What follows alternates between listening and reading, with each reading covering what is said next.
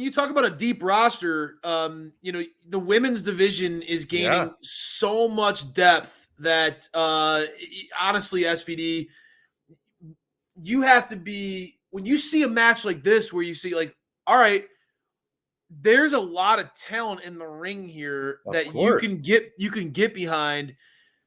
Who stood out the most? I want to put you on the spot because obviously we're going to talk about the match, but I feel like we are usually very positive. I want you to say who stood out the most to you in this match. Who was the gal in this match that really stole the spotlight for you in this one? All right, let's say it together on 3 because I hope we have the same one. We'll do 3, 2, 1, go. Okay. All right. 3, we didn't talk about this before. I know. So all right. It could be different. 3, 2, 1, go. Penelope Ford. Hey, there it was. We both said Ford. Hey, all right. All right. Well, download. We can both now talk about how great Penelope Ford was in this match. I've had the eye out for Penelope Ford for months before this pairing with Bunny. And, I know we got a couple of our listeners that are big Penelope Ford fan as well. And this was a lot of her big spots were kind of hidden in the picture-in-picture. But if you watch closely, there's really well executed in the ring. She's and Bunny are coming off a fantastic tag team feud, fantastic tag team match, and Penelope Ford had some huge spots in that match when we've talked about plenty of times in the past, when she's in the singles match with someone that is more green or like a fresh face, like she's that in-ring general that can carry the match, and she has carried many15 Ford definitely stood out in this ring. I think she easily, even though we had a former champion, Nyla Rose, sitting in the ring, and Statlander, who we are very high on with her in-ring stuff, Penelope Ford definitely stood out tenfolds in front of everyone. Just her smooth and her execution and her selling. And I know you don't get that much time in a 6-person That was one of the things, SPD, not to interject, but like one of the best things about, I felt like Penelope that stood out was her selling. I mean, I know that you and I both cringed when we saw her getting wrenched back. I mean, there are a lot of talented women in this roster now, but I think Penelope Ford has been a real key to the surgence of the belief that this division can really hold up 2 belts. There's no doubt in my mind that Penelope Ford should be a title contender at some point. At some point soon. Ride that wave. Why not? I could see her absolutely being a legitimate. And the thing that her and Bunny have going, you thought that pairing would work a long time ago. Yeah. And we saw the seeds get planted, and that it started naturally starting to develop, and it feels like those two are just meant to be together now. Right. And they're both getting so much better being with each other. It's one of those examples where I feel like something just clicked. Something just clicked between them, and they're both more confident. They both are. It just happened organically, and it worked so well. Yeah, and I think it's really, really working for these two, and I think AEW's onto something with them. So much so that I think that there's even conversation of more women's tag like this match. Why not have more women's tag matches? Why not? I know that it feels like there's only a few natural tag teams that you could pair up right now, but with how deep this division's getting, I would love to start seeing more of this kind of stuff happening. That said, you are going to have a lot of matches where you're going to early on have 2 random singles people paired together. True. And we saw what can happen when that goes wrong, when Chris Statlander, Layla, and Red Velvet just could not seem to get on the same page. And that's an example of of different single stars trying to come together to make it work. And unlike Penelope and Bunny, they could never get on the same page in this one. And it was their downfall. We've been seeing it if you've been watching Dark and Elevation and all those other shows, non-televised shows, but the YouTube, that turmoil between Statlander and Layla Hirsch has been going on for a little bit. And, it was odd. They went together and then now they're paired together. And it's just Layla Hirsch essentially leaning into that heel vibes, which you got to love. I'm all for featuring her more as well, because we've always loved what she can do in the ring with her size. And every time we've seen her in the ring in a singles match, it seems like she's improving. She's given us, more move sets, more out of her arsenal. So that's another storyline. Maybe it could come into play down the line this weekend, or if once eventually Statlander and DMD go together head to head, the Layla Hirsch saga can be involved a little bit absolutely. as well. Yep. But I feel like, just talking about the women's division, and you're talking about Penelope Ford getting a title shot. Yeah. DMD has been for a while leaning towards the babyface. The crowd is over for her. Oh, don't even. But no. Hear me out.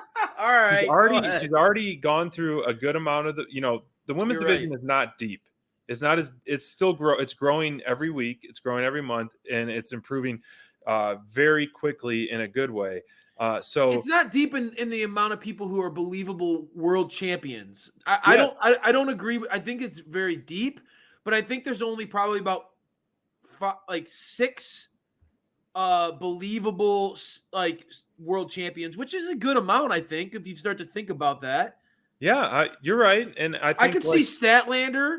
I could see Thunder Rosa. Obviously Jade and Britt. Deeb, I could see Rio. I could see Deeb. I could see Sheeta. Yeah, that's 8. That's 7 already. Right. I think all those are believable without really stretching. So, but if you have DMD, that's a deep division, SPD. Yeah, you're right. If you want to have DMD stretch out her title run, give her that slow babyface transition, and then start going against those heels. And it's a natural thing, because you can tell she's AEW's leaning into Britt's popularity. Obviously, being paired with Adam Cole, you talk about it every week. Adam Cole gets such a pop. Yeah, he's going to stay heel, and so with that pairing, it'd be hard to change her. But I think Adam Cole gets such a pop everywhere he goes. He's a heel, but he's popular. You know what I mean? And Britt's the same way. So maybe not a true babyface. You don't change what they do, but they can easily dip their toes into being a babyface if given the right opponent. Right. And I think that you make a point with, if the Bunny and Nyla and Penelope actually kept the group together, right, and we're on the same page, that could arguably be more violent and dangerous than what Britt's crew is. True. Jamie Hayter could get. I mean, she's tough, but Nyla, you could believably see Nyla tossing Hayter around. Right. And agreed. That the Bunny is willing to bleed just like Britt. That would be a fun match, Bunny and Britt and Bunny and Ford. So other than the Statlander intergender, after that, then we talked about potentially the winner of Deeb and Sheeta stepping up next for Britt. What other top baby faces? We're going to exclude Thunder because we know that is the ultimate payoff. What other top baby face do you want to see go against the DMD, within the next couple months?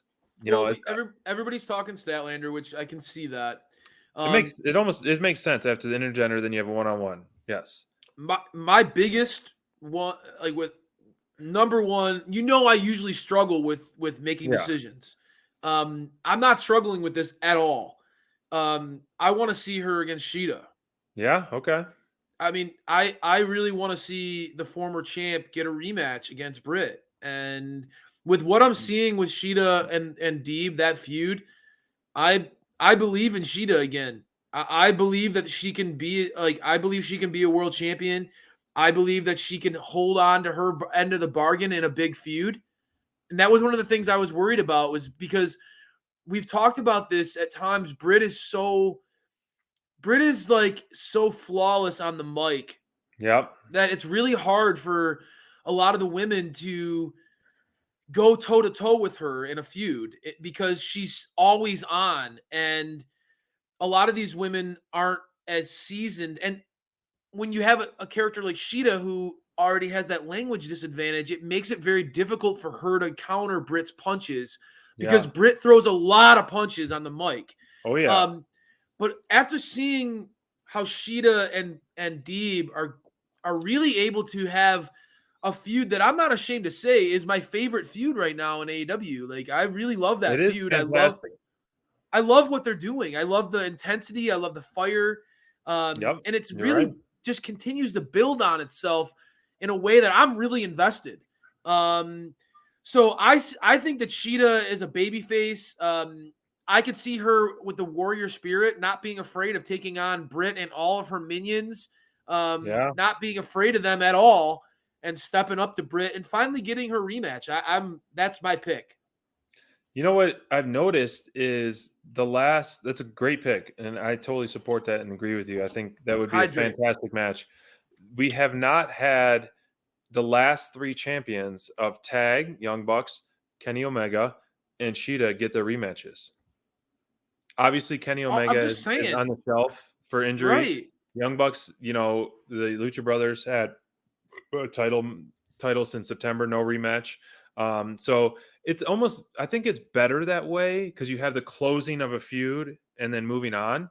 Yeah, But yeah, I'm that's the okay with typical that. kind of way, like we get our rematch and all that as well. So, I asked the question in the chat, like, how much longer do you think and want the DMD to hold gold?